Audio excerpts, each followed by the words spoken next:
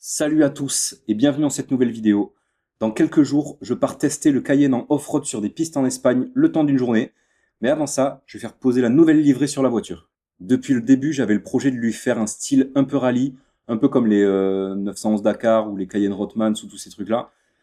Sauf que je voulais le personnaliser un peu plus et mettre un flocage avec des logos de marques avec qui je suis en collaboration, ou alors des personnes ou des entreprises qui m'ont aidé sur le projet du Cayenne.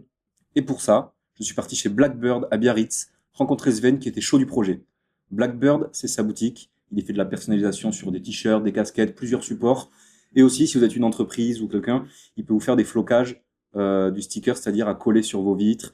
Et pour mon cas, sur la voiture, me faire le covering total de la voiture. De mon côté, j'ai préparé tous les visuels, c'est-à-dire tous les logos des marques et partenaires que j'allais mettre sur le Cayenne. J'ai pris toutes les mesures aussi sur la voiture. J'ai fait des visuels sur Photoshop pour voir un peu ce que ça allait donner. Et ensuite, j'ai envoyé les fichiers à Sven. Une fois tous les stickers imprimés, c'est Sven qui est venu me poser tout le flocage sur la voiture. C'était pas si évident que ça, mais je suis très très content du résultat. Je vous montre la livrée en détail en fin de vidéo. Un grand merci à Blackbird qui m'a permis de réaliser ce projet. Et maintenant, place à l'aventure. Ça y est, la voiture est stickée, la livrée finale est terminée, je vous montre ça juste après. Et là on est parti tester la voiture en tout terrain, mais je suis pas parti tout seul, vous pouvez le voir devant.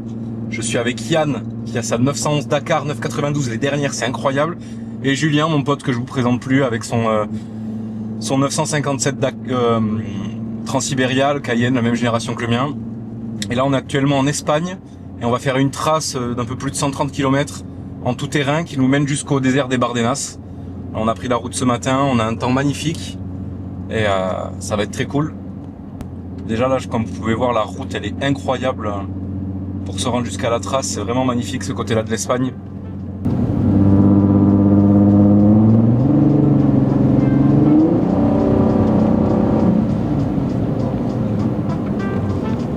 Voilà, on arrive dans un petit village qui s'appelle Lumbié en Espagne et la trace elle commence par ici.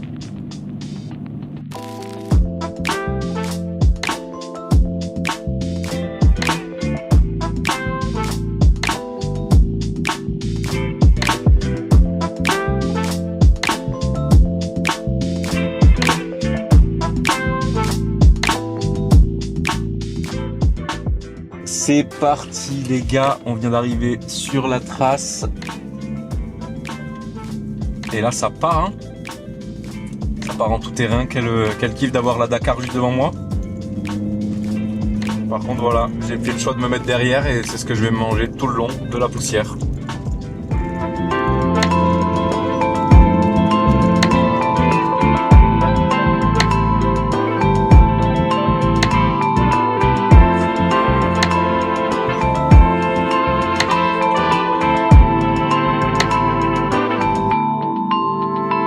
Yeah.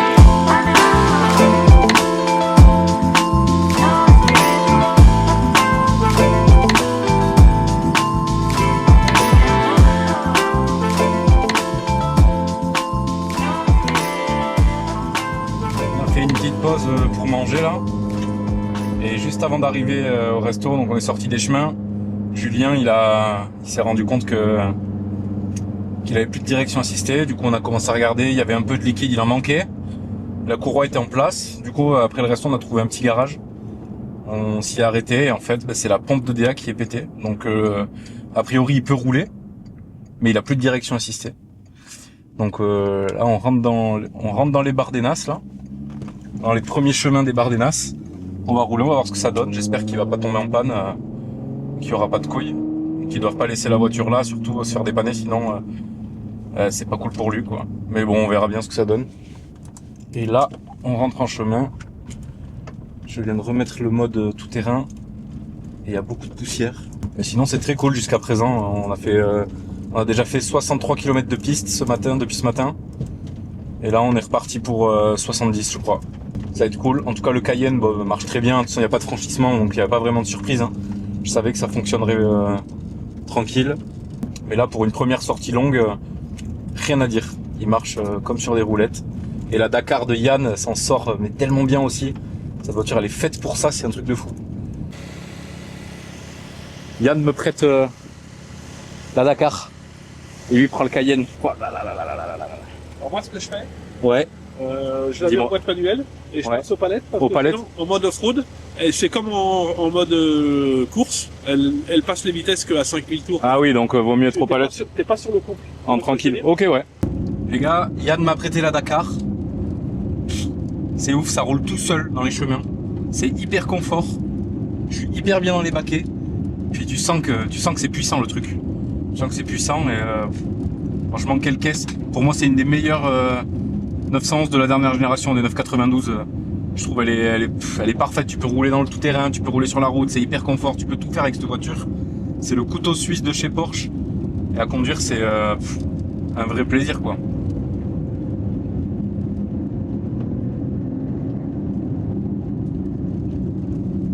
Incroyable, je me la régale.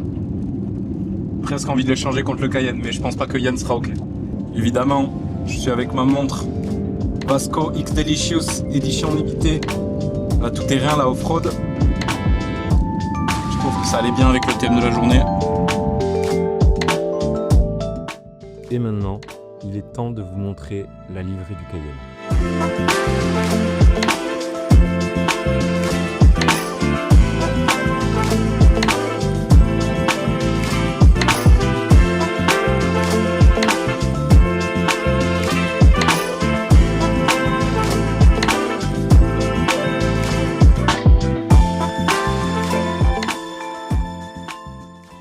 Après cette superbe journée, on a pris le retour et évidemment, une couille n'arrive pas seule. Julien, après avoir cassé sa pompe de DA, a crevé un pneu sur l'autoroute. On a dû s'arrêter sur une zone industrielle. On a tourné avec ma voiture pour trouver un garage, il était 19 h, on n'a rien trouvé. Heureusement, on est tombé sur un monsieur qui est en train de bricoler sur sa voiture dans son garage. Il est venu nous aider avec une mèche, il a trouvé la fuite et il a réussi à nous sortir de là. On a pu reprendre la route et rentrer tranquillement assez tard le soir. Merci à tous d'avoir regardé cette vidéo, j'espère qu'elle vous aura plu, j'attends vos avis sur la livrée en commentaire et surtout abonnez-vous et lâchez un petit like, ça fait toujours plaisir. Merci et à bientôt.